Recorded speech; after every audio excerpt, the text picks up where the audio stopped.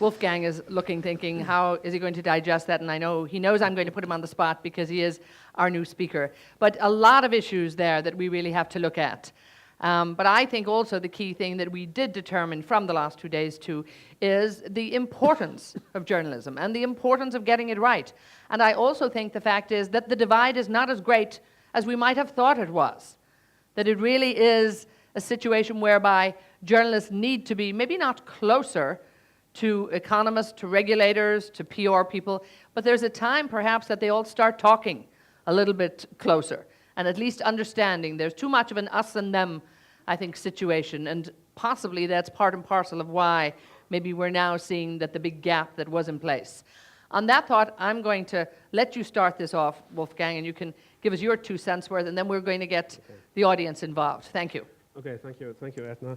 Normally on panels, I always pitied the guy who had to start his comments with saying, what I'm saying is not is my personal opinion, not whatever the British government's view, and I have to do that too. This is not the FT's view. What I'm saying today, and I haven't followed the conference proceedings, so I'm relying on what I've just heard. You discussed pretty much all the relevant questions there.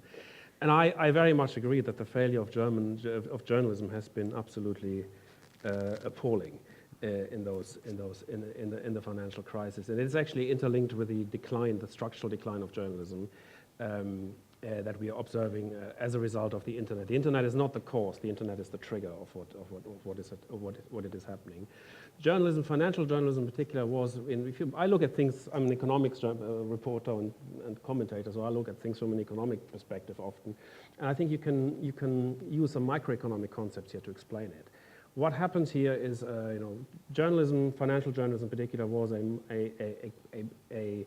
oligopoly, a fairly cozy oligopoly, fairly sheltered, fairly competitive inside, but relatively sheltered from the outside.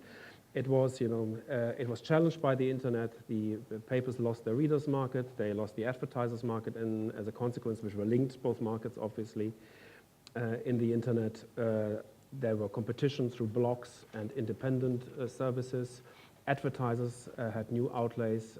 They could, and the big, while the biggest sort of mistake the newspapers made, they thought they could transfer the model to the internet, when in fact the killer implication of the internet was not the newspaper, not even the blog, but its search. And this is where advertisement had gone. Google is the big bad guy in the internet. It's not us anymore. And in that combination, we basically lost for business model, and yet we still have the mindset of the oligopolist, the guys who said, okay, I'm the columnist, I call the shots, as we did 10 years ago. The columnists in the national newspapers were pretty much the biggest opinion formers in society. That's no longer the case. And while big newspapers like the New York Times, the Financial Times, still have a reach that a blog could not, and not all blogs, some blogs can actually reach that, but still have a fairly broad reach that is difficult to challenge at this particular time. There is no question that in 10 years the competition will be so perfect that the advantage will be reduced. So I think the problem is very, very fundamental. As you were saying, I was a co-editor and one of the founders of FT Deutschland. We launched the paper in 2000. I think it was the last newspaper launch probably ever.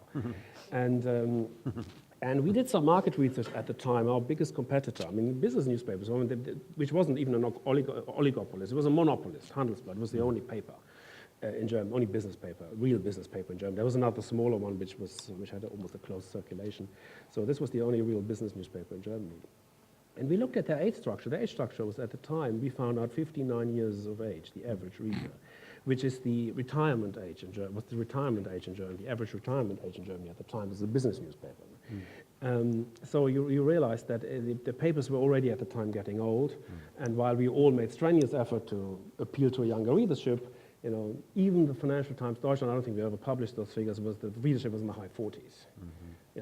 The age of the writers was sort of in the high 20s. So there was a huge disconnect between those who wrote for the papers and those who actually read them. And I think you can hardly be much more younger and much more sort of in terms of the way the FTD published itself in the German market. So there's a problem with newspapers in general. And what the papers did in the whole, I think they reacted to the crisis, the very structural cyclical crisis, in the wrong way, by cutting, obviously, but my time in 2 years was spent cutting budgets. And the way we responded to it, and I think we were trying to hold it off, and the way it was subsequently decided was to respond to it by cutting wages. That was done by not replacing senior journalists with other senior journalists, but by junior journalists, so that the age became younger, the people became more inexperienced.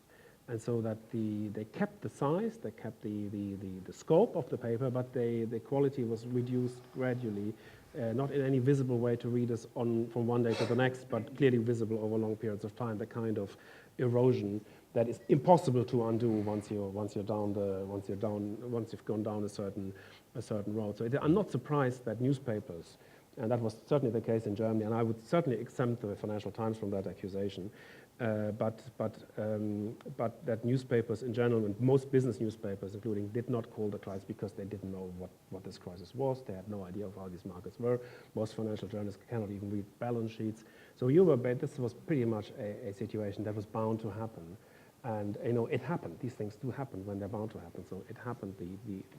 And it's no surprise that when we inform ourselves, this is the last thing I'm going to say, when we inform ourselves about the crisis, I wouldn't necessarily open a newspaper, but there are a handful of excellent blogs that do the job. They even do the job of investigating journalism. It's no longer the case that they just provide opinion, but they actually provide news. That is something that is a very major challenge to the paper, that the press faces, which I don't think it has an answer for. Well, thank you for that. The structural decline of journalism. You're, Steve, on the front line now trying to actually educate a whole new group of journalists, hopefully financial journalists. And we've heard over the last few days, too, people actually defending the position in terms of journalists. But you have no problem, Wolfgang, of saying, hey, we didn't see it coming. We actually wouldn't have known it if it hit us on the head. And it happened. So guess what? We almost deserve it. But I want to put this to Steve now. The structural decline of journalism. Is it that bad? Well, I'd like to make a distinction between the situation of journalists and the situation of media companies. And I think this is really important, especially when we're thinking about the effect of the internet. In my view, the internet is very good for journalists. It's not necessarily good for media companies because it provides more outlets for journalism, more reach, more ability for more people to get a wider range of information. And financial information is one of the areas where there is a lot of information out on the internet. People do have to sift it, but I have to say also, I benefited enormously by some of the blogs, some of the people, like Rubini or whoever. That's where you get some of this information. Brad DeLong, there's a lot of very useful information, very specialist and very interesting that's coming out on the internet, and it's a great boon both for journalists and for members of the public to learn of it. What it does raise is it threatens the traditional model of how a newspaper gets its money and works, and that is an important issue, but a different issue. I think how in the future we're going to fund newspapers and provide the money to hire specialist journalists, who I still think will be needed, is something that we have to debate. And I believe in the long term we are going to have to look at different kinds of subsidy models.